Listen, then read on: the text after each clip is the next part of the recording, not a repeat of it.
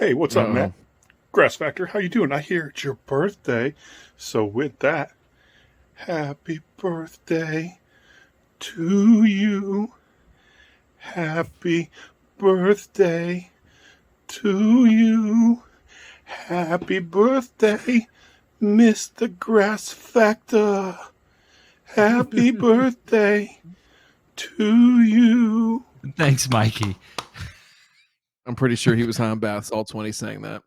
I'm glad there were no feet shots in the clip. Shout out onlyfans.com/real-low-dad.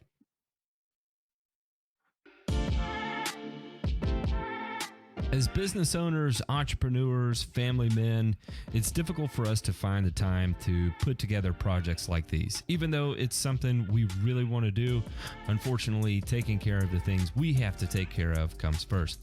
However, because of viewer support for people like you, we're able to continue doing this. Please consider joining our Patreon and supporting the Burn and Return podcast. What is... Sorry.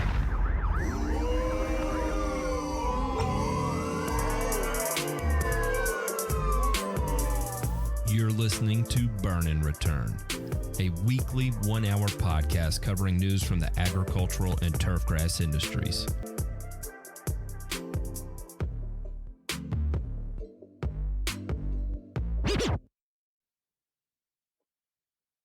What is going on, everybody? Welcome to the Burn and Return podcast. We're going to do a little bit of housekeeping here to kick things started off. Number one, shout out to the patrons for helping Ryan get a new keyboard in his new place. He's got a new clicky keyboard. He spent money out of his own pocket to buy a PC to get this thing going. And, you know, the patrons helped get him a new keyboard. And that's exactly what that is designed to do. So we can continue to improve the quality of the content and the show that we deliver to you. So big shout out. Thank you to all the patrons. Also, if you haven't seen how extra crispy Ray looks tonight, look, slowly and surely we are getting there. We've got Ray in focus. We've got the background slightly blurred there. We're getting there, gentlemen. It is because of everyone who supports us on the Patreon. We were able to get Ray a green screen, and he is looking so fresh, so clean. Also coming up on Thursday, Thirsty Thursday. If you haven't seen it, you need to tune in. We've got, Castleberry is going to be here, and I'm super excited for this.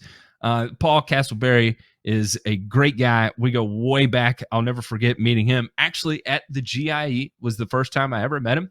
I believe at the time he was employed by DoMyOwn.com, and what a whirlwind of years that have passed since then.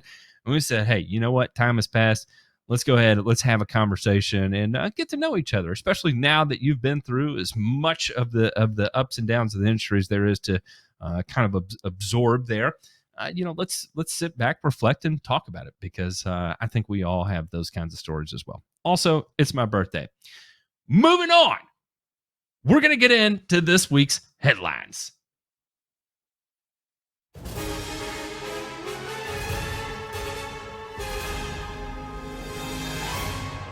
Nothing to fear here. This is just the news.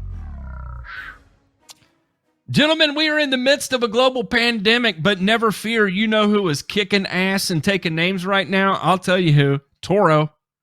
And this is what I found most interesting here. The Toro Company today reported its earnings for the fiscal third quarter year ending July 30th of 2021. Robust sales continued through the quarter in both our professional and residential segments, said Richard Olson, chairman and CEO. As we capitalize on the current demand environment and focused on serving our customers, our dedicated team, channel partners demonstrated extraordinary resolve in navigating global supply chain challenges. Now, of course, they have the earnings numbers here. Net sales are up 16.2 year over year, which is just, stunning to say the absolute least. But I'll tell you what's also interesting here is that they also raised their guidance on their earnings per share moving into the following quarters. And for anybody that is involved in the stock market knows that a strong earnings report isn't just your current year over year and quarter over quarter growth. It is also your guidance. Guidance will often dictate large moves of a stock's value. And so that is absolutely incredible given the state of the economy right now. For anybody that is in the green industry and is attempted to buy any piece of equipment right now, has pretty much one thing and one thing only to say, and that is, I can't get a damn thing. Can't get anything. 7-month lead time, 8-month lead time. And that's just the way of it. Ryan, you're more involved on equipment than I am and that I ever have been. Talk to me. What are you seeing out there? What are guys reporting? And what is your theory on why equipment sales are so effing strong right now?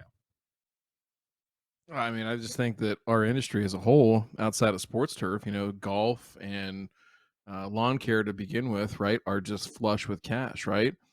Last year in the midst of the pandemic, you had homeowners and to a lesser extent some commercial properties that were, spending gobs and gobs of money to make improvements and do things like that ultimately left a lot of lawn care folks with the flush of cash, and they had to get rid of it, right? So what do? You invest in the business, you buy new equipment, right? You make yourself bigger, stronger, faster, more efficient, whatever the case might be.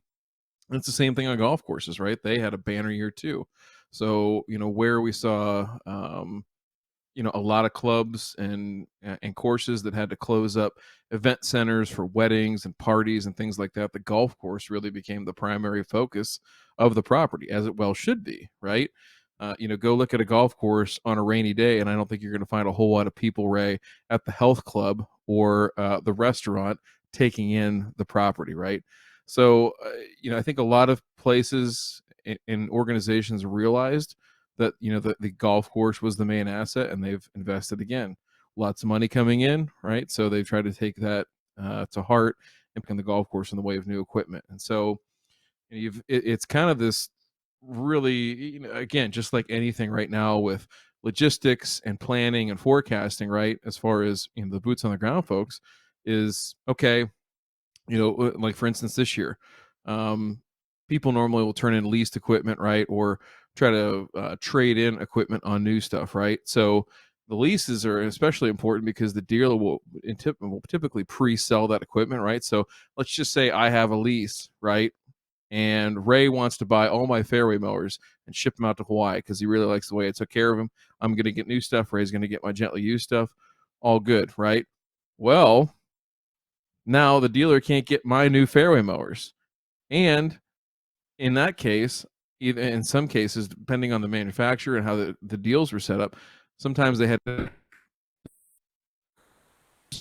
that whole Ray off because he couldn't get the huge fairway that he was mowing out there with junk still. So it has been the wild, wild west, right? Of finding good used equipment, and finding opportunities to actually get stuff within 10 weeks. I'll give you one last example here. Is I've got a brand new $40,000 top dresser that's sitting in Minneapolis right now. It's completely built, Ray. It's ready to go, except for they can't get tires for it. They can't get tires for it, so it can't get here. So that's the kind of world we're living in right now, is just how spread out, all of the supply chains are for these manufacturers, and how spread out just this distribution of brand new down to the shittiest of shitty equipment is right now. And that's the thing you're seeing in the used market, is people are buying absolute turds, right? And trying to polish them up into something that resembles, textbook shit, right? Ray, I don't know, what's it like out there for you getting parts and all that kind of stuff? I mean, because that's the thing about Tor and all these other guys, is the equipment's important to sell, right? But they make a ton of money and a ton of margin on parts, and they love selling parts. So you're seeing a lot more. I wonder how much of that could be attributed to people having to keep crappy stuff going, right? Because they had no other alternative because their new stuff's not there. You know what? It's been a little bit rough for me as far as the parts go, because there are things that are on back order and I'm talking about parts, not whole equipment. And so I'm just kind of grinning and bearing it on my end. I'm just a little more careful knowing that, for example, I can't just march in and order new reels and bed knives and have them there within a week, for example. So I'm a little more careful. I'm a little less nice about, debris in the turf, because I've had debris in the turf, for example, kill a reel.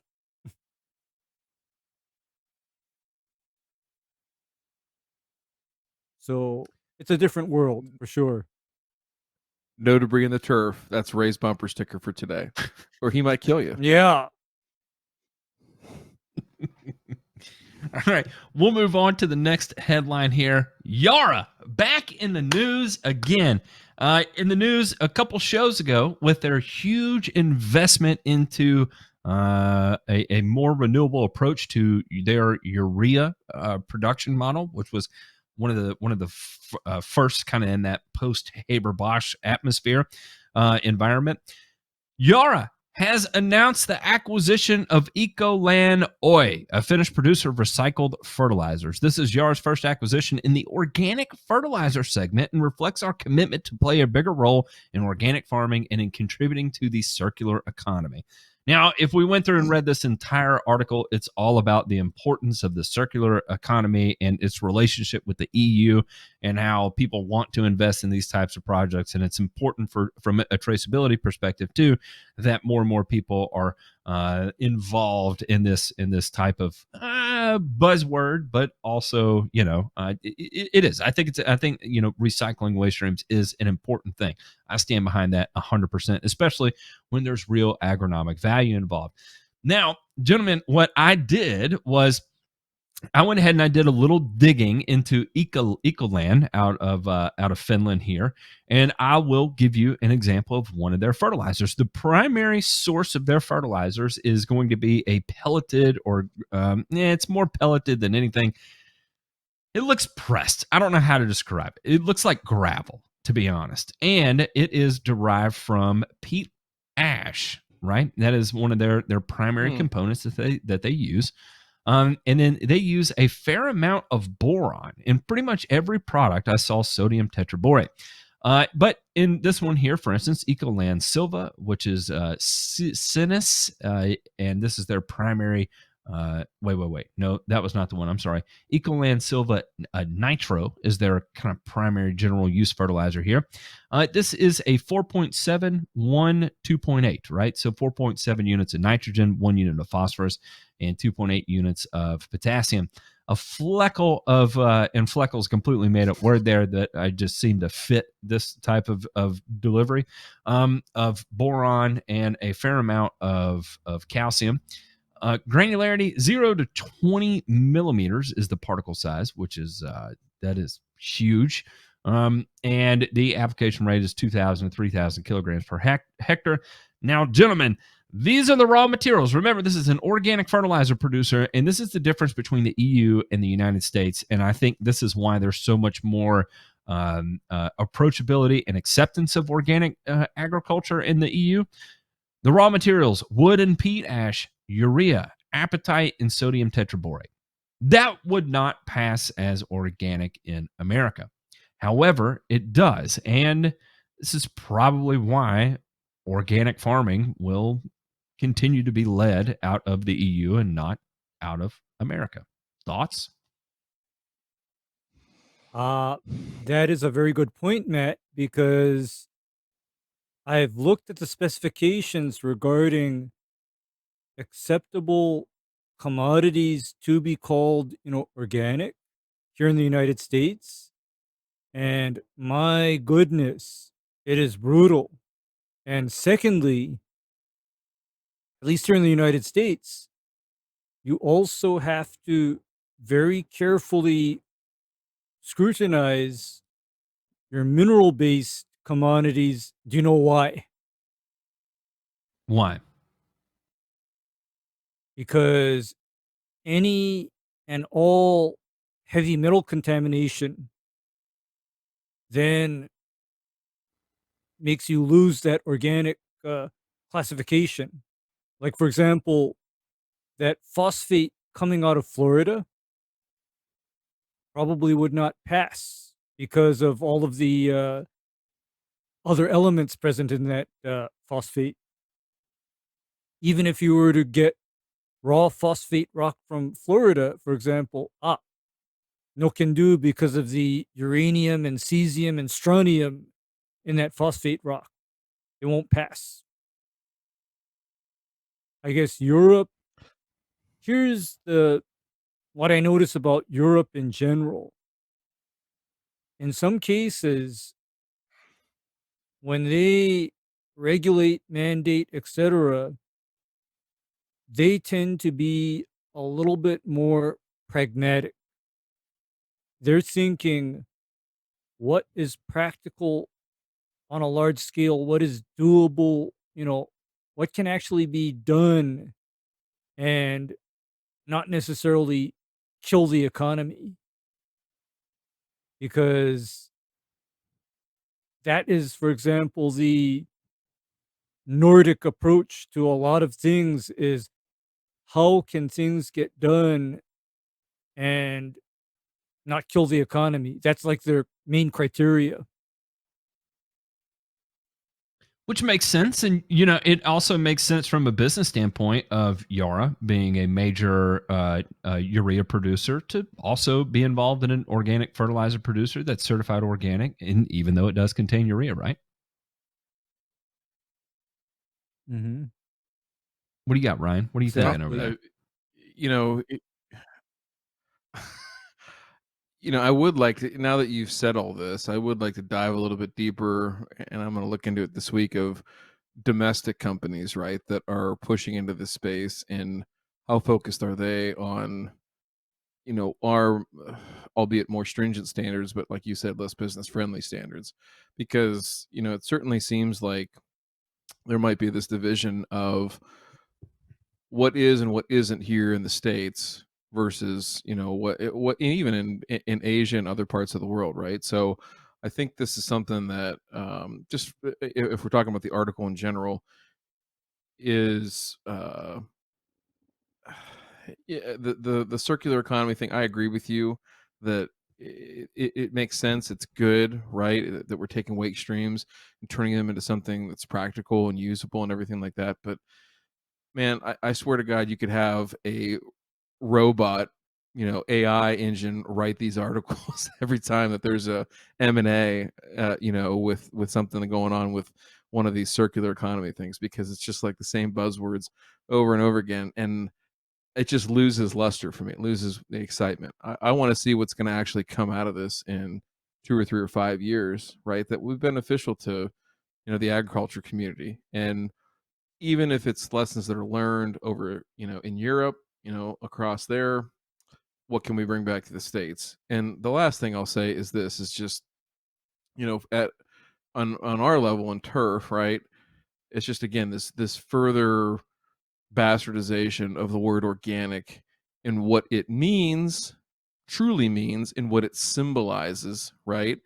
And how people just get way too caught up in, well, I want it to be organic. Okay. You understand what that means, right? Well, I think. And then you go out there spraying freaking clove oil on insects, and they're wondering why, there's earthworms up there, like, help me. That's what, I mean, you're going to have the same thing. You're going to have non-target effects of those things. So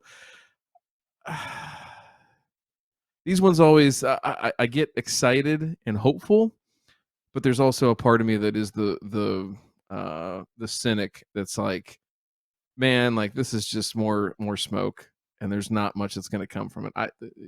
But It's that's something to why I keep an rely eye on on. Matt Martin. And I will give you a bit of foreshadowing. We're also going to talk about a country that went all in on organic farming, and we'll see what exactly happened there. And boy, is it an absolute doozy. I want to make sure I'm clear on this too. I'm not against organic farming and organic practices. My thing is these acquisitions of new tech that and that's just startups in general, right? Like about 10% of them are going to work, right? So I want to know more about, hey, why this one, what's really going to come out of it, and not without disclosing intellectual property and trade secrets and all that kind of stuff, but like, give me a reason to be excited. Don't just say circular economy and feed the geese, right? Just give me something. Give me something to work with, right, Ray? Hey man, That's right. I don't want to see the calcium phosphate and a little bit of peat ash ain't doing it for you. I mean, come on, dude. Nope. Bring it over And here to the States. Let's throw it down.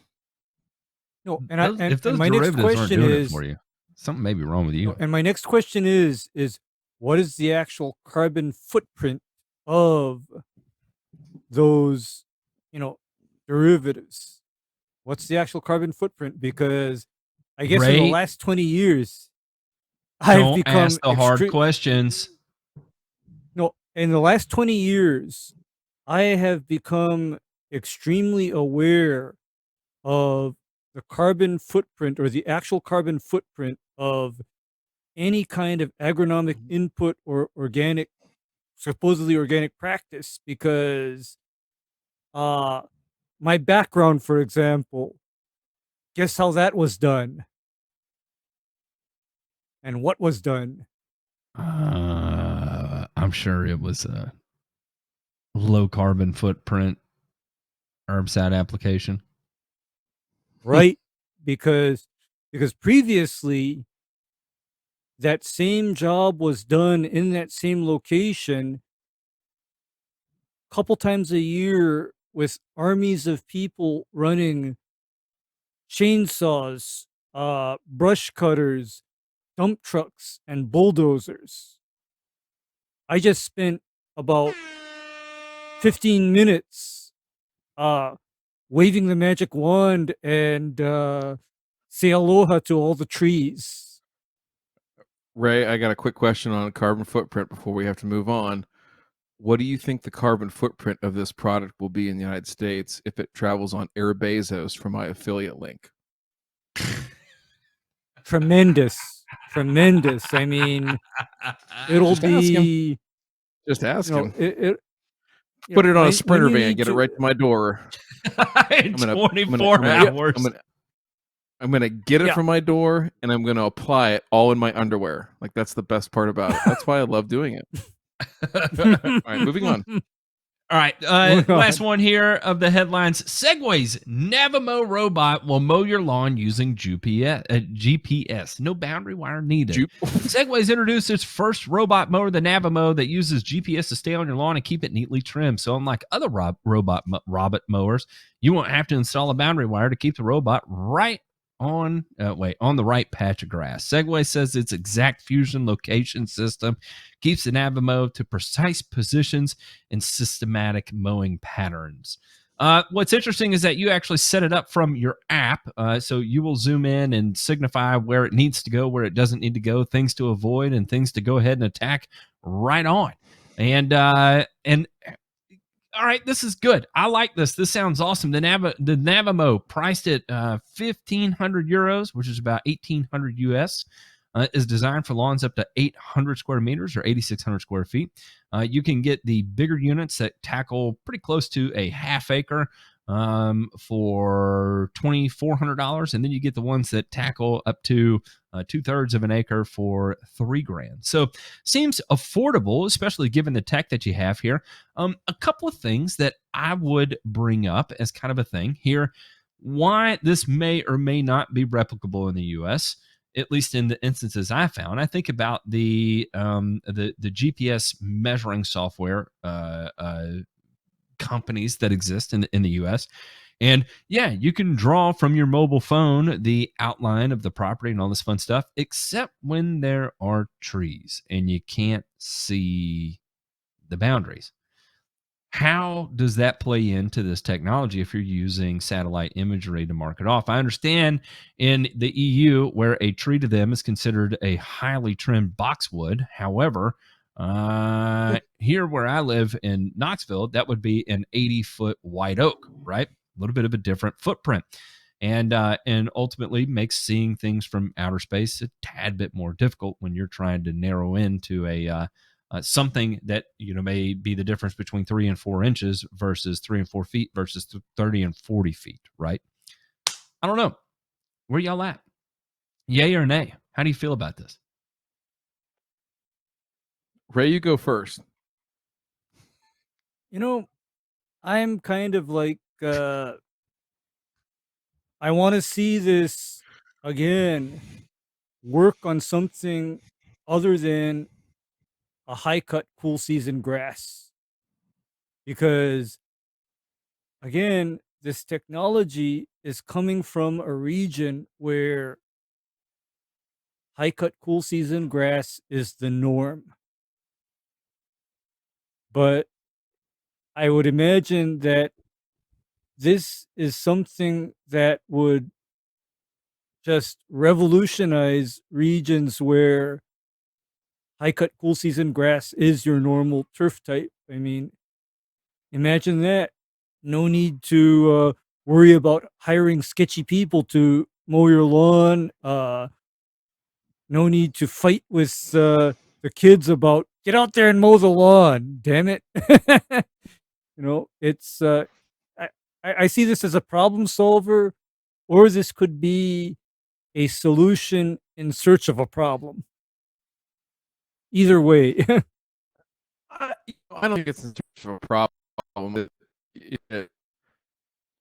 Homeowners as a whole, I mean, the people that we talk to, right, our audience is mostly probably not the type of people they're going to use this type of technology, right?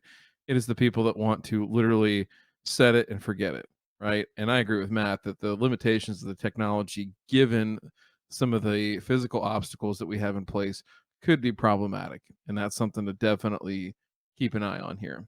There's other players in the space that are a little bit further ahead, I think, right now, and that's really what's, I think, maybe pushing some of these other groups to come out with their own play on this right now.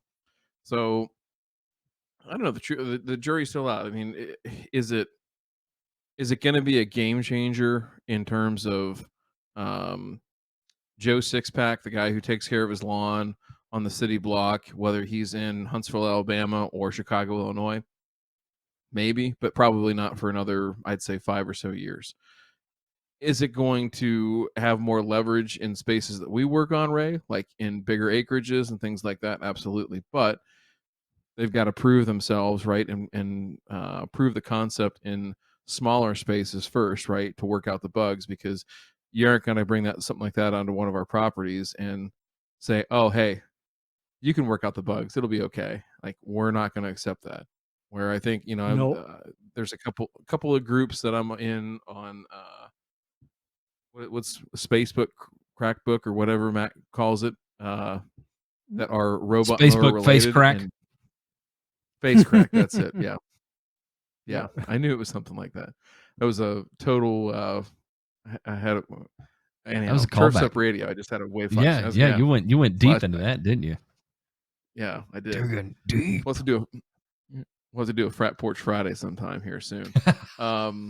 If you're listening, you know what that is. You're a true OG. A Bodo Turf. Oh. I love here's my thing. I'm just gonna real quick. Robot mowing. I love the idea behind it. I've got a couple of clients I think that we're gonna deploy something like this here in the next, 9 months, before the next growing season, because I want to see it up close. I want to try and break it and see what happens. And I'm gonna have Sean Smith to bitch at unrelentingly here if something messes up, because he's the one who sings all of its praises. All right, we are we kind of ran long on that here, but we'll go ahead and move on to the next segment. But first, this week's show is brought to you by none other than the ones who support us most, the patrons. Listen, gentlemen, if you were out, you bumped into Ryan DeMay at a bar. You bumped into Ray at a bar. You would never bump into Ray at a bar, but you might. Say you were at the airport. You see Brian over there hanging out in the corner, and you're like, DeMay, damn it, man. I love your show. Would you offer to buy him a beer? If you want access to a private, ad-free, exclusive RSS feed, including free merchandise, free merch, access to the private Discord, and more undiscussed different options that you get access to that we're not going to get into a whole lot about right now. Head on over to patreon.com/burn and return. We want to say thank you to all the patrons, seriously, because that's what allows us to continue to do this and to be independent creators. So we don't have to recommend you apply azoxystrobin for your dollar spot that you have on your lawn.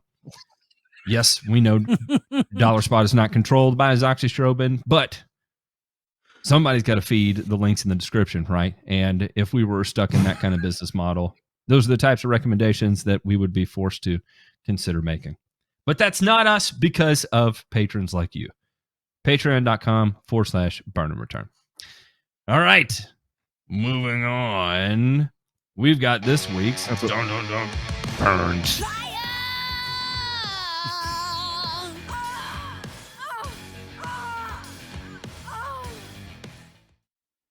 Yellow doesn't mean dead. City warns of fines for not watering. Boy, welcome to the ultimate state of holy hell, what am I supposed to do? Water to drink or water from the lawn? That was the ominous message for the Utah leaders earlier this summer as the state battled an extreme drought. It was a plea West Valley City resident John McCann took seriously. We stopped watering the grass. Okay, then let me give you a little background here. Utah was going through a significant drought, running out of water type of sort of drought. And they were like, please cut back on watering your lawn, right? Positive thing. Everybody understands that. You got to do your part to help a greater good. And so he did. Mr. McCann stopped. He said we did keep the garden alive because that's where all our food was coming from, and the bees were still coming to it. So we kept putting water on that because that's actually productive and serves a purpose, which that right there, Mr. McCann, makes me kind of want to slap the shit out of you. But we'll go ahead and let that go on. Yellow is the new green. Embrace yellow on lawns, everyone, and do your part. Well, then he received a notice from the West Valley City Code Enforcement, which said all landscaping must be green, growing, weed-free, and properly maintained. It doesn't have to look like a golf course. Just show some effort and maintenance. Yours, sir, is completely dead. And he was frustrated. And I want to go ahead and throw this out here. It's one thing to reduce your watering. It's another thing to let the damn thing die. And in an effort of maintaining a positive environmental impact, there's nothing that completely dehydrated ground that is fallow due to drought is doing to positively impact the environment. And I think that is the piece that comes from outside the world of practical, what I would consider practical news, right? Where you get fed information that all lawns should die. Lawns are the enemy of the people. The lawns are the greatest threat to humanity that has ever existed. And all the fun headlines we see coming from these people that are fashion reporters that decide to blog about lawn care and, some sort of opinion piece in some weird ass newspaper that circulates Facebook or MySpace or whatever, GeoCities, Angel Fire, whatever people are using these days. And this guy probably saw that and was like, oh Lord, I better let it all die. I'm going to stop watering it. And it all dies. And, code enforcement kind of steps in and was like, hey, look, it doesn't have to be perfect, but damn it, yours is dead. Get a grip, cowboy. And now this guy's totally confused. He's like, TikTok told me to let it all die and go to hell. And now you're telling me that it's got to be green and weed free, and I don't know what to do. And then city leaders are telling me embrace the new yellow. What do we do from here, gentlemen? I got to know. In a world where we seem to have lost all sense of balance, are you stunned by seeing any of this? And how much of this lies on us, the professionals in the industry, of not doing more? Or are we doing enough and it's not getting out? Or are the people that have the loudest voices not saying enough? Where's the hiccup in the pipeline here? Ray, I don't know what it's like out there man. for you, but I'll say this is that, number one, working for city government, previously, I can totally believe this, right? You got one part of it saying, hey, you gotta really watch what you're doing here. Don't overdo it. And then you've got code enforcement that comes in and says, well, certainly that's not good enough. I'm sorry, but here's your notice of violation, and we'll take that fine whenever you get a chance. Are we doing enough as an industry? I'll be honest, I don't think so. I don't think so, because the voices that seem the loudest, and I'm sitting here laughing and in jest and everything because Matt's little monologue there was on point. You got a bunch of TikTokers and wannabe lawn stars that are out there saying, hey man, this is what you need to do, and this is how you need to do it, and these are the products you need to apply. Right? This is no different than any other situation. If you were a professional in the situation, you take what Mother Nature gives you, you do your best, you keep the plant alive to the extent possible that it can stay alive, right? But you got people going out there and forcing the issue one way or the other, right? Because I'm sure there's people out there that said 2 days a week, screw that, I'm going to go 7 days a week. I don't care about no drought, right? I'm not going to lose my lawn. And that guy's a piece of shit too, right? Just as much as the person that's like, oh heavens, I gotta let this go because yellow's the new green. There's a happy medium here, right? And that is the whole semblance of what good agronomy is. Am I wrong, Ray? That sometimes you can't win. No, what's you that? Can't what's that win. line from? What's the line from War Games, Ray? Sometimes the only way to win is not to play the game. Yes, yes. And for me, I'm very familiar with this because I live in a place where water is ultra expensive. Okay? Water is ultra expensive. And so I'm familiar with keeping grass on what I call an irrigation deficit. I'm familiar with it. And I'm also familiar with how to manage agronomy so that the grass still stays green on that irrigation deficit. But at the same time, I also have to fight against the influences and the people that are very much anti-lawn. I get that too. They think that because it's short, green, and weed free, I am the enemy of the earth and I am literally the cause of climate change. That is where we have lost all sense of balance. I'm going to go back to the word balance, and compromise, and how much of that comes from the Angel Fire articles and the TikTok videos and all the fun stuff that tells everybody just outright, you are. I'm going to do this live right now. Are lawns valuable? I'm gonna type this in. Oh, and the first article from Scientific American, the American obsession with lawns. Here's one from ggwash.org. Lawns may be green, but they're terrible for the environment. Business Wire. New research confirm Americans still value lawns. Then we learn how absurdly expensive it is to maintain. MarketWatch.com. Grist.org. Lawns are the number one irrigated crop in America. They need to die. Permaculturenews.org. Why our lawns are bad for the environment and how to change them for the better. This is the top Google research. If you ask Google, are lawns valuable? This is why people go into a tizzy when they hear yellow is the new green and are like, kill it all. That's his lawn coughing dust into the air, and all the hard-working organic matter he was able to, and all the carbon he was able to sequester from photosynthesis and the magic of plants,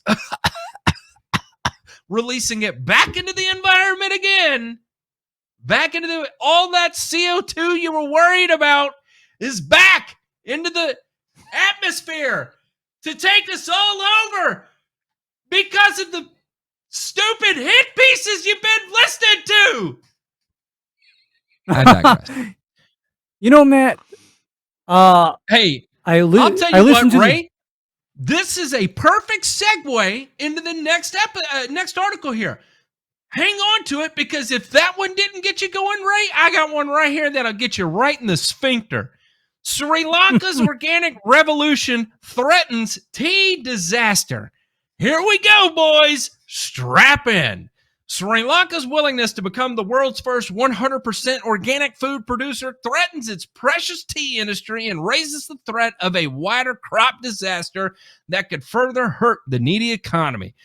President something banned chemical fertilizers this year to put in place organic fertilizers. This is a bad translation here, but tea plantation owners also face problems with staple foods such as cinnamon, pepper, and rice, and crop failure in October. Again, bad kind of translation here. The ban has drawn the tea industry into complete turmoil. On a rolling hill of 160 kilometers south of Colombo, the impact on the country is unimaginable. A 76-year-old woman who grows one of the most expensive teas in the world of Sri Lanka, average annual yield of 300 million kilograms, which is 660 million pounds, dollar amount pounds, will be halved unless the government changes course. Here we go, boys. We go out. The American obsession with lawns. Lawns may be green, but they're terrible for the environment. How to kill your yard. They need to die. Let's go organic. And what happens? All of a sudden, we see the destruction of a company in a quest to go green. Why are we living in clown world? What are we doing? What is going on? Where is the happy medium? Where's balance? Where's harmony? Isn't the whole premise behind nature balance and harmony? Symbiotic relationships, synergies? Aren't all of these derived from nature? Where the hell are we? We are in basically, here's the end game, Matt. The end game is to basically depopulate Earth, because the liberals and the leftists, they would basically be happy if about 75% of us were to all just drop dead. And Ryan, that way, give us some balance. Give us some balance to that statement. The remaining people can live on the primitive Stone Age organic vegan lifestyle that the liberals prescribe. Now to you, Ryan. Welcome to the future. Okay. It's a brave new world, boys. I feel like I'm in balance. I feel like I'm in a fucking George Orwell novel here the last 5 minutes. So okay. I'm just going to take this down on a micro level for a second. Like, I've been involved in a lot of these conversations as it pertains to turf, right? That we should be 100% organic. And I've talked about it on this show. I've talked about it on Thirsty Thursday as well. And I will tell you that 100% of the time, it has always been an emotional argument. It has rarely ever been about the facts. It has rarely ever been about substantiating claims, right, that either side makes, regardless of whether you're for or against, right? And this is why, Ray, I can't remember who said this, and I can't remember how long ago I picked it up, but it will say, hey, where do you align on the political spectrum or whatever? I'm a sensocrat, right? Whatever makes sense in that situation, I'm all for it, right? Because to say that one ideology or the other is going to make sense in every situation is just a really, really myopic worldview, right? To think that that's just going to fit and work. So in these cases, right, to sit there and go from community to community and say, well, you need to be organic. You need to be organic. There are some that probably do, because there are some very touchy and very environmentally sensitive areas that we're trying to maintain a landscape or plants of value in a horticultural situation. Don't discount it. And those are areas that we should really, really focus on in terms of outcomes. If we do X, what do we get as Y for result? And not only that, but at what cost, right? Not just dollars and cents, but people exposure to other risks, right? Not just human, but animals, environment. I mean, all this stuff, right? There's just so much stuff that gets lost in translation. So when I say that, having a bit, you Google that, Matt, and that does infuriate me. That is what comes up. I mean, it's truly infuriating to me that is what comes up. But here's my question, right? You can sit there and be pissed off all day long, right? It ain't going to do a world of good, right? So what can folks like us and folks that love turf, right, and want to do it in the most responsible way possible, what can we do? That would be my question. And my answer is you show people the facts and you show people the outcomes, right? And one group at a time, you try and do your best. And you're not going to win them all, but you will win more than you think that you would, right? If you can show outcomes and if you can overcome those emotional objections that people have, right? So that's my only thing is just trying to think about it in that picture. Go ahead. Yeah, because the backstory to this, scenery behind this beautiful backdrop of devastated and killed trees is that everything I killed in this background is designated in the state of Hawaii as an invasive and noxious weed. Everything. And you cannot tell me that by allowing noxious and invasive species to grow because of an organic dictate, we are actually benefiting the environment. I want somebody to come up to me and tell me how that's good. And I want that same person to conversely explain to me how dealing with this organically, quote unquote, is going to actually be successful and not have a large carbon footprint and obtain long-term control of this invasive species. Ray. Really? Ray, are you ready? Can I load up a tank of oxyacetylene and just really pour that gas stream into your burning rod right now? Well, Stamford, Connecticut to consider ban on non-organic pesticides. Stanford will consider banning the use of non-organic pesticides on city property after Operations Committee unanimously voted last week to send an ordinance to the Board of Representatives for final adoption. The board is scheduled to discuss the ordinance on September 8th. Gentlemen, according to the proposed ordinance, permanently banned products means any product, material, substance, pesticide, fungicide, insecticide, herbicide, rodenticide, or fertilizer that contains, this is what they came up with, glyphosate, 2,4-D, 1,3-D, neonicotinoids, or clopyrifos. Gentlemen, not permanently banned is paraquat. Not permanently banned is diquat.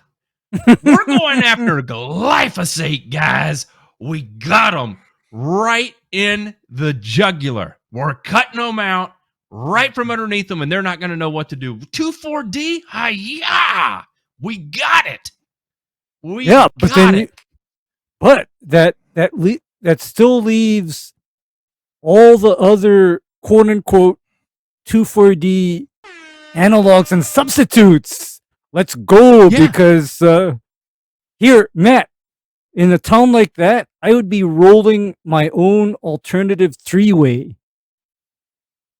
Come fight me. What would that look like, Ray? What would your alternative three-way look like? Just go spray Power Zone from PBI Gordon. It hasn't. You'd be fine. I'd be hitting Power Zone. No, or else I'd be hitting something that would be like, MCPA, fluroxapyr, and triclopyr. And so Big one to talk about, they the definitions of organic and non-organic products. They have no idea how it's going to influence the cost. They set a range of $5,000 to $50,000 when it comes to managing different aspects of Parks and Rec. Right, that includes sports fields. So I know this hits near and dear to you, DeMay. Where on the spectrum of 1 to crazy does this fall? Is it somewhere in the middle? Are we off the charts and are we into the dead lawn when yellow is the new green guy? Where are we here? Are we organic Sri Lanka? What's happening? Again, this is one where reading the article here and skimming through it here is that another emotional decision, right? Without calculating legitimate. Like this is what I do for a living, right? Somebody says, okay, I want to ban the use of glyphosate, 2,4-D, 1,3-D, chlorpyrifos, and neonicotinoids. Okay, fine. Most of those aren't even going to affect you, right? Like legitimately not going to affect you. But let's think about what we're going to do in its place. And again, I've talked about it before. Okay, we're not going to use glyphosate. That's fine. Now let's talk about our options, right? We can talk about, high iron, organic, non-selectives like Fiesta, right? There's one. Ryan, Very costly, very expensive. Why is Fiesta designated an organic pesticide when I couldn't tell you. Fiesta there is nothing organic about that product? I don't know. I was talking to somebody. I was talking to somebody on the Discord about how iron as an element actually has a fairly low LD50. Okay, iron is not harmless because weren't we having that discussion where I said something like eating a mouthful of iron sulfate is not a good day because it'll probably kill you? Because iron is probably way more toxic than glyphosate or 2,4-D, for example. And I'm not making that up. That's actual truth. So that's what I'm saying, though, is that the options that we have available to us, right? If we go organic, it's a higher cost. So this is something that city council and those who are controlling the purse string should know about, right? That their options are going to be more costly. I'm not saying that you shouldn't do that just because it's more costly, but it should be part of the conversation up front. It shouldn't just be, imagine that, right? Imagine that some legislative body makes a decision saying, hey, we know what this is going to cost, but we're going to legislate this. Like in what world does that make sense? So that's number one. Number two, though, is that, okay, you want to use an alternative product, like you want to use glufosinate, and we've talked about this before. Guess what has a more dangerous signal word? Guess what has a more dangerous profile to the workers that are applying it, right? In terms of their inherent acute and chronic risk, right?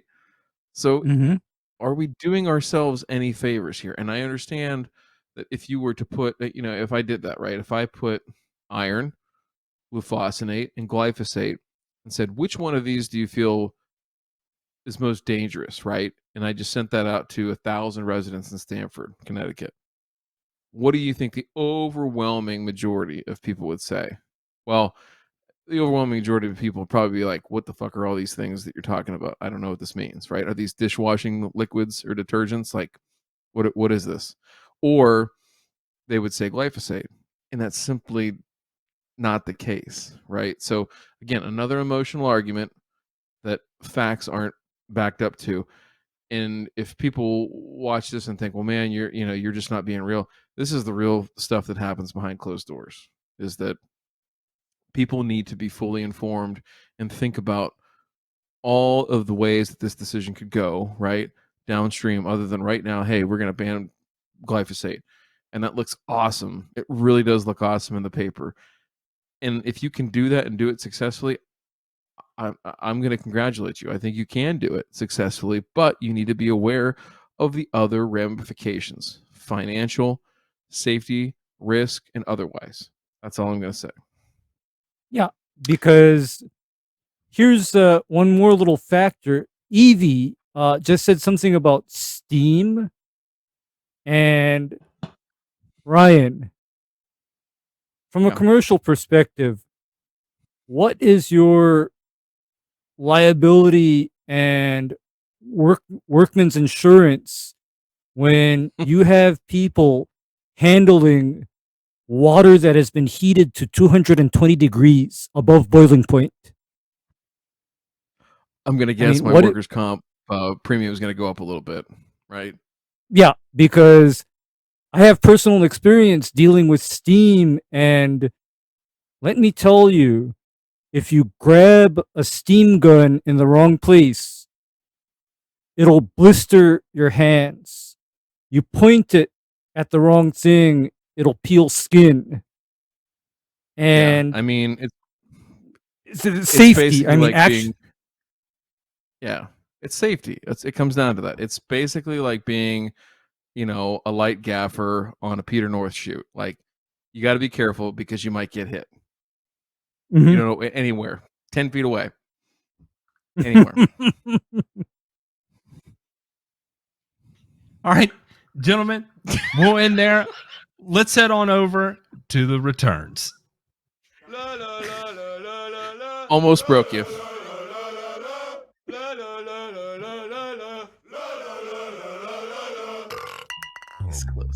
This close. Gentlemen, we have the new crop dusting drone. This is not a drive-by gas attack. Our friends at the Roswell Flight Test Crew were on the floor at the AUVSI's Exponential 2021. And in the episode featured below, which is a video, they interviewed Sasha Mela at Venture Aerospace about the company's design for a 500-pound crop dusting drone. Founded by NASA scientists, powered by brilliant young engineers, Venture Aerospace has developed new engines, new materials, and new aircraft designs. The IP creates new ways of building all sorts of products, from generators and heavy lift drones to paddleboards and ultralight powered auto gyros.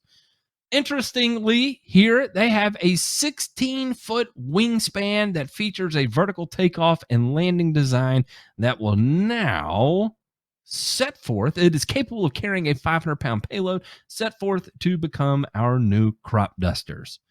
I think this is pretty cool. I'm for it. I think it's an adventurous use of technology. And yeah, I mean, if it saves labor, I don't know. Just at first sight, I had a little bit of time to think about it, and I couldn't really come up with anything why I was against it. That's for sure. All those people that Ray was upset about earlier, I mean, wouldn't they be complaining this is just brilliant young engineers? I mean, come on, guys.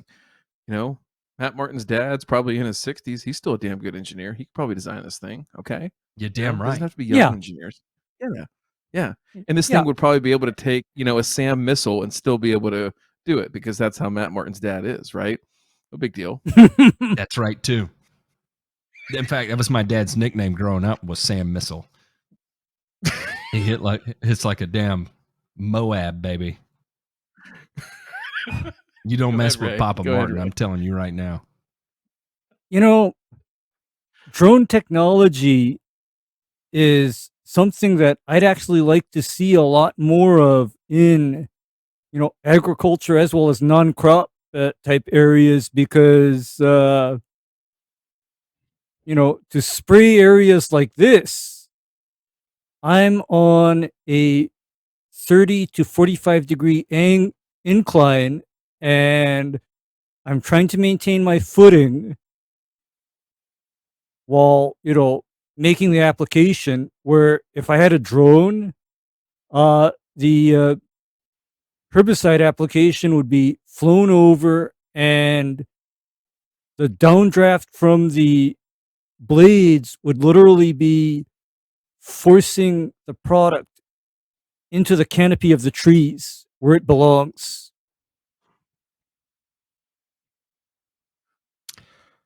So yeah, I embrace drone technology for ag applications. Absolutely.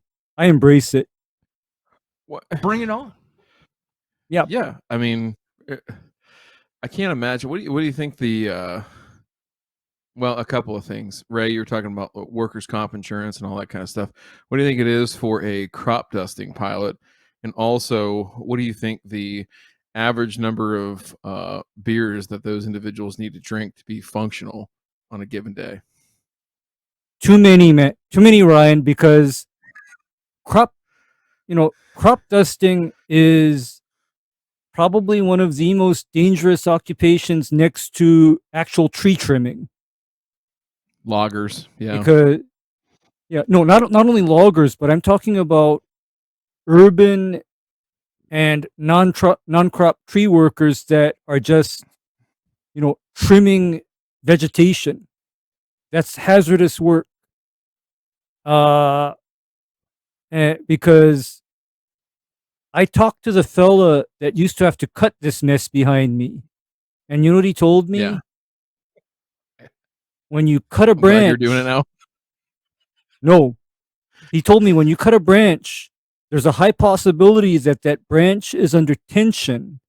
So when the chainsaw breaks it from the main tree trunk, there's a high possibility that that branch will come around and whip at you like that object in the Home Alone movie, or Yeah.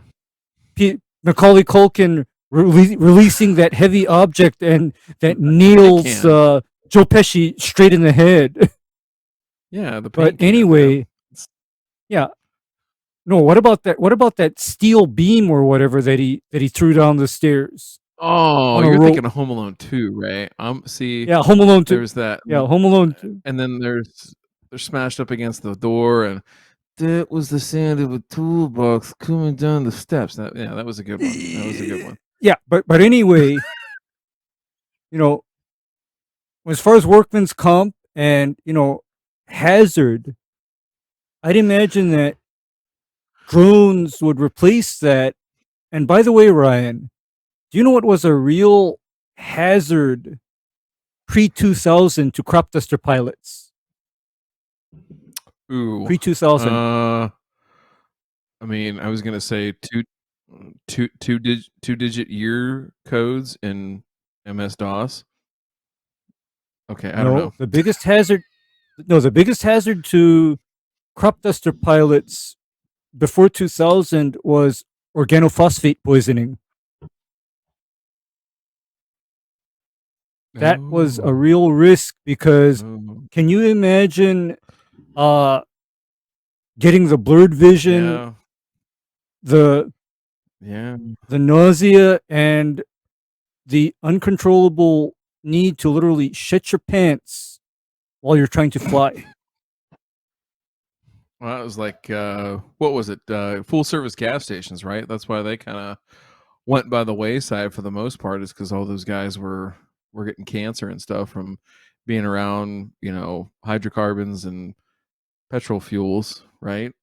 Mm-hmm. And they figured that out, and the easiest way to take that. So it is a good point. It's a worker safety thing, right? And so the last thing I'll say in this is you wonder what's next, right?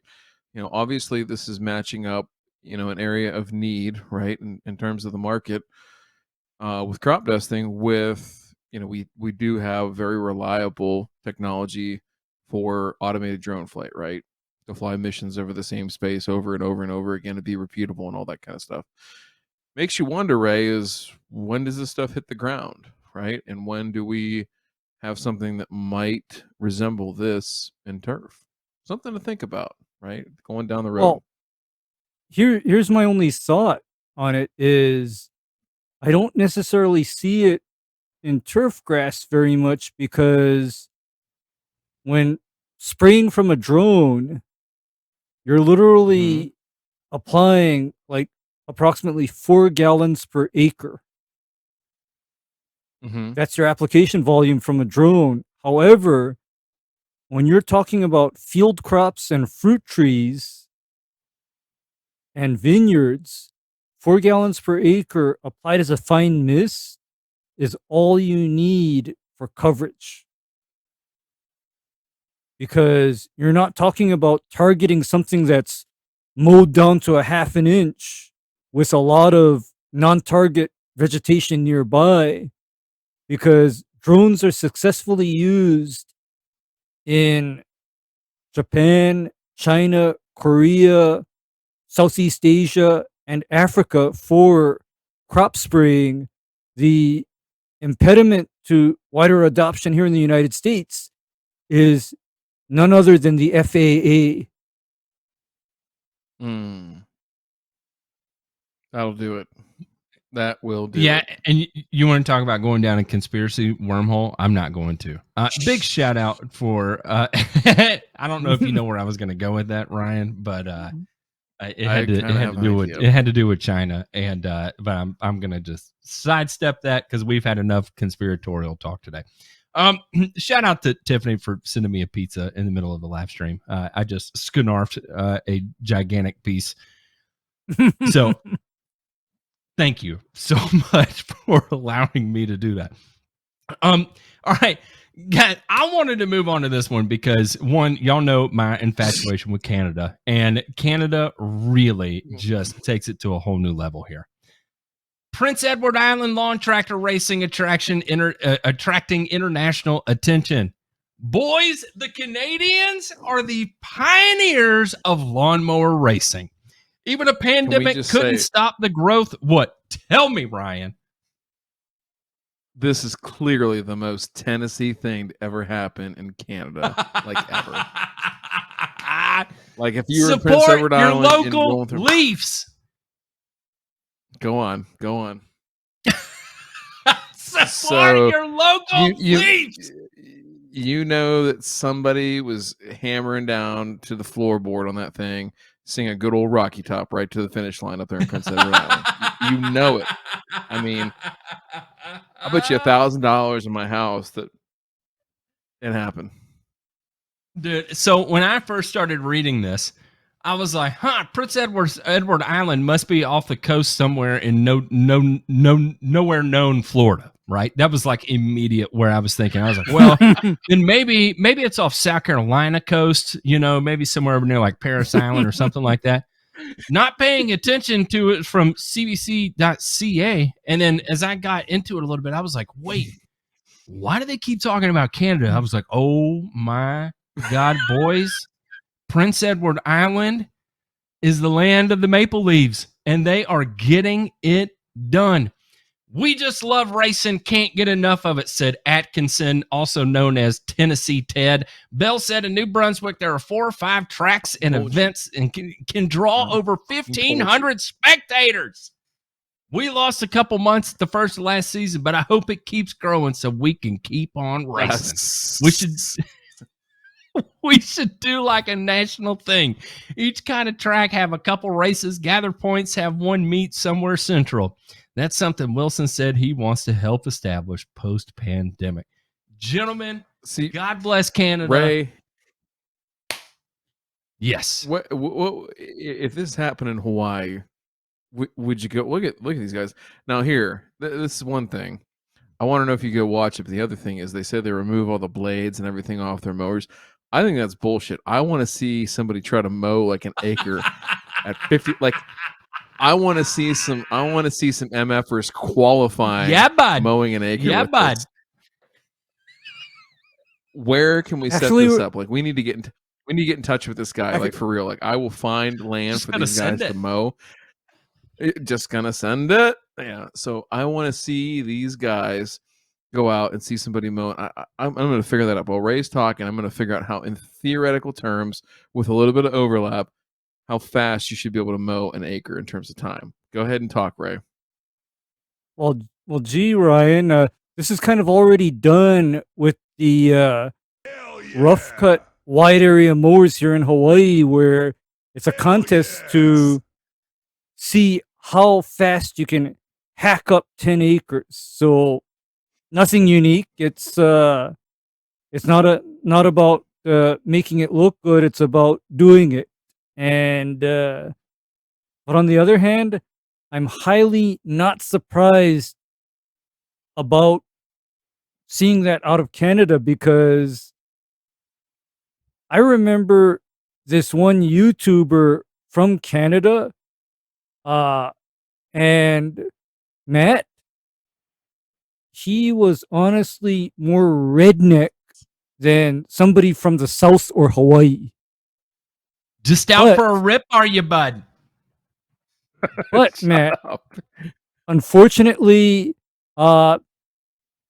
his life was over because he was found guilty of certain allegations. Oh, Lord have Oh. mercy. Golly. But- that turns south.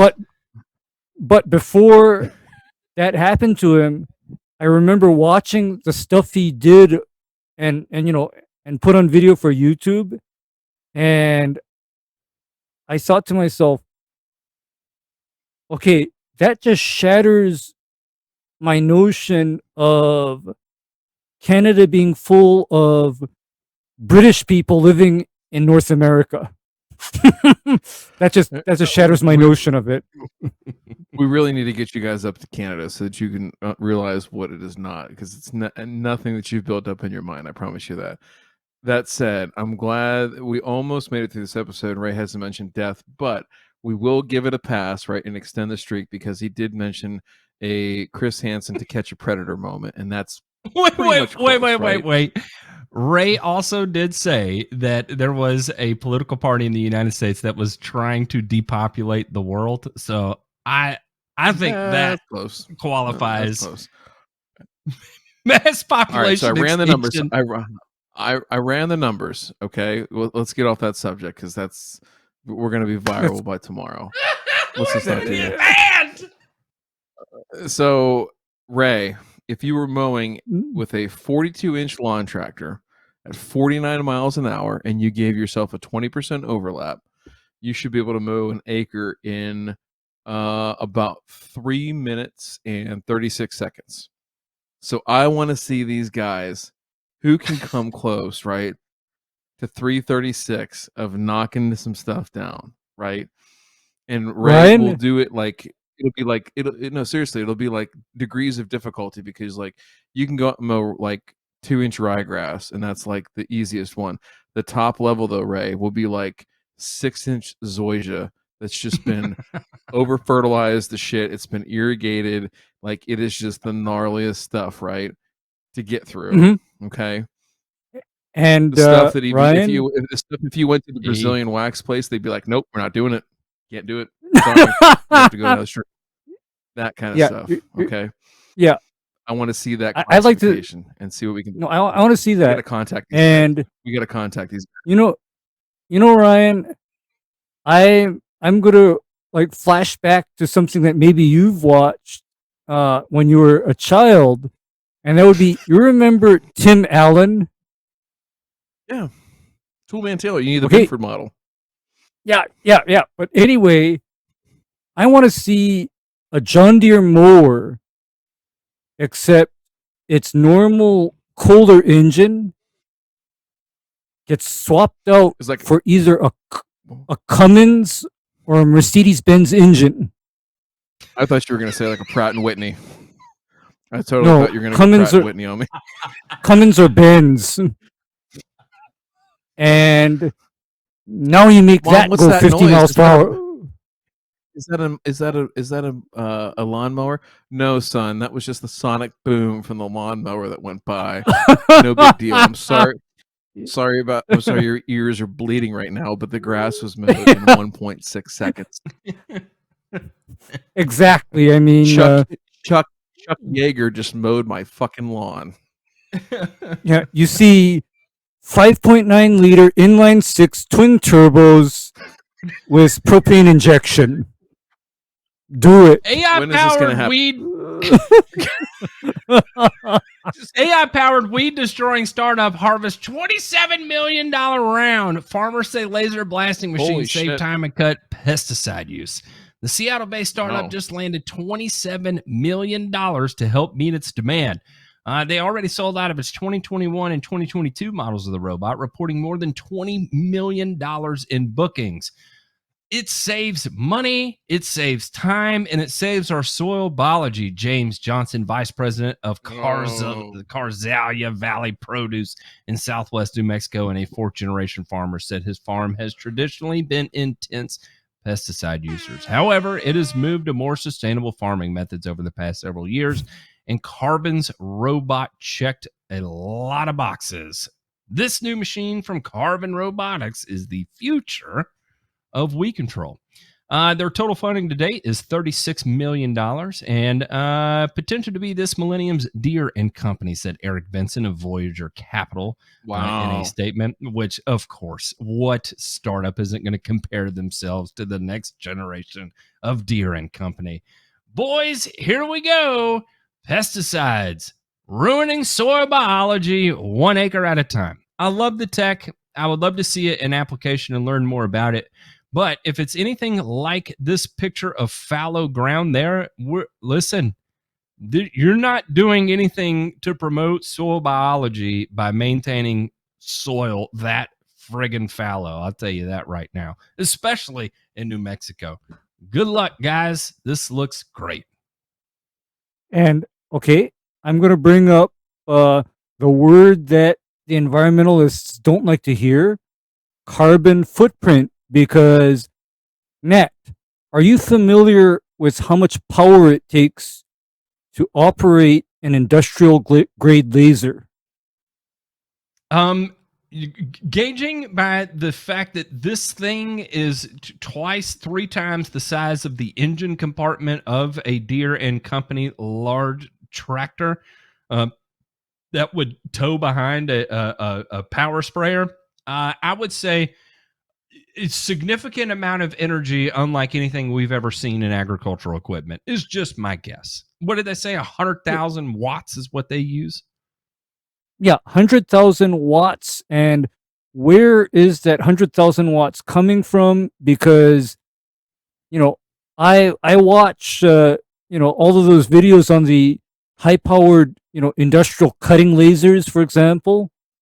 And Lord have mercy, you need one set of, infrastructure for the laser itself, and another set of infrastructure to operate cooling equipment to keep all of that laser, equipment itself from self-destructing from the heat that it generates internally.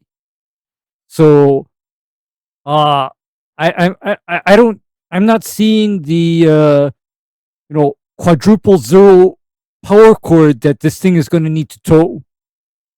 I misread that. It's 100. The lasers use 150 watt thermal bursts, and they can eradicate 100,000 weeds per hour. That's where I misread that. I just want to make sure. Matt, what size batteries do they need to cover a field on that?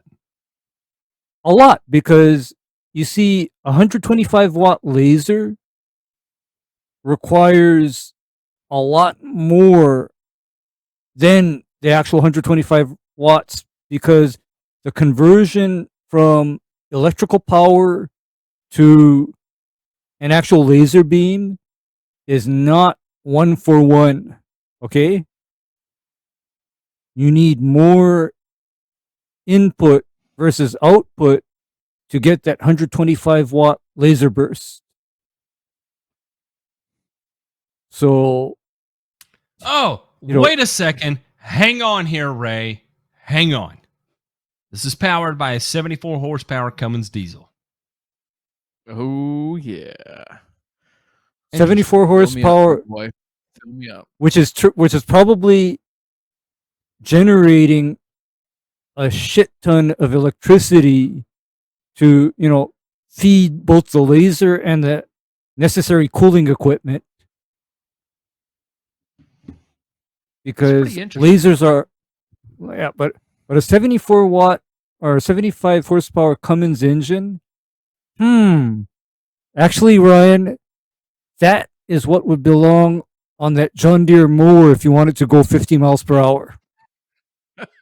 Right there. Let's get this thing at scale and see what it does, right? That's my whole thing is, at scale, are we able to continue to produce the same level of control, right? Because what's our baseline, right? Our baseline are conventional pesticides, and I'm not saying that those are the end all be all. I'm not saying that that won't ever change. But to Matt's point that he's made here before is you got a lot of responsibility when you're growing these crops, right? Like you got to feed a whole bunch of people, right? Or feed an industry, right? That is relying on you to get that to market. And so how can you take fields, right? Or take farms and take this technology, implement it, right? And figure out what works and what doesn't. So again, I hate sounding like a cynic, right? But I'm more of a show me guy, right? So let's see how it does as it progresses, right? It seems like a great technology, seems like a great idea, but there's got to be some pitfalls, right? Like anytime you read these warm, fuzzy articles, you know that there's about a dozen different things out there in the field where this, the guy that was quoted in this article was cussing this thing and saying, this thing doesn't do blah, blah, blah, whatever it is. So I want to see it. I want to hear it, and we'll see where it goes. But until then, hey, I'm Okay, fine because with, go ahead. okay, because here's the thing about hitting the foliage of a weed with lasers. That's equivalent to an application of, say, diquat or glufosinate. Just to put it in perspective, is that you're not achieving root death. You're just top burning the foliage. So Root Death does sound like a good that's a good hardcore metal band name. Root Death. yeah, because Because I don't know. I always now. I always assess any kind of weed control effort, in any kind of situation, according to how much root death that procedure or practice achieves. Just burning the top doesn't quite make it for me. Burning the Top sounds like a good cover band in my world. Yeah. Yeah, Burning the Top. When I'll count the tops of age, root death. Speaking of, gentlemen, let's check in on the mailbag. You've got mail. And this one we have here from Nick, and he wants to know, what are the biggest differences between main event and feature?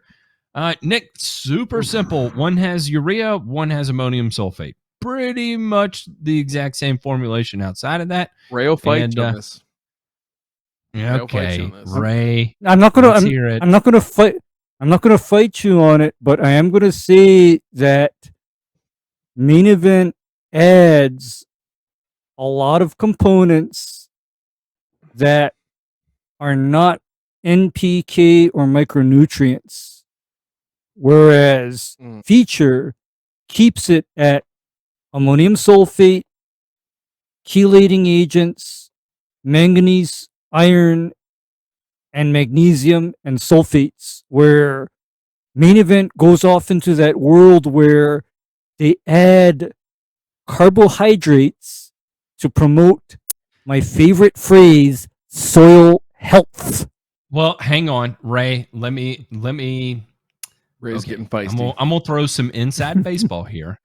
What that is actually used for is part of their granulation process. So this is actually fed through a type of agglomeration equipment. And in order to get things to adhere and use something that is soluble, they use this combination of a wetting agent and a starch, right? And instead of just letting it go as a binder, it sounds a hell of a lot cooler to call this a carbohydrate soil food matrix and a soil and foliar surface active wetting. So it's a really funny way of saying is that it's an inert binder, right? Because when you gotta feel good about it, sometimes you just gotta put a positive spin on it, regardless of what it is. So. What the fuck? Knowing that aside, right? Knowing that it's just part of the binding agent that's inert. Now, how would you describe the difference between main event and feature? Well, I would say that feature doesn't include any quote unquote binding agents. Feature is 100% active ingredients, and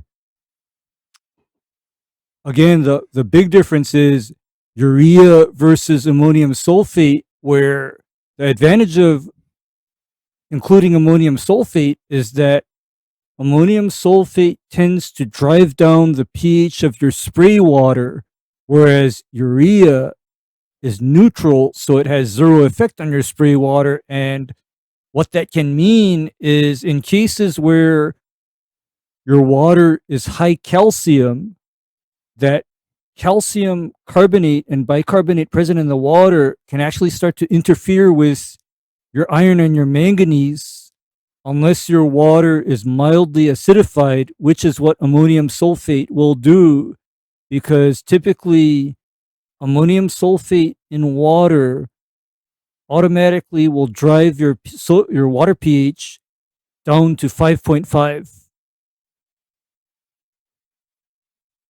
There you have it, Nick. I hope you took away something that you didn't know. Gentlemen, any closing remarks before we head out of here and prepare for Thirsty Thursday? Can't wait. It's going to be a good time. Castleberry is a good dude. He means well. He tries hard, and he doesn't feed you any BS.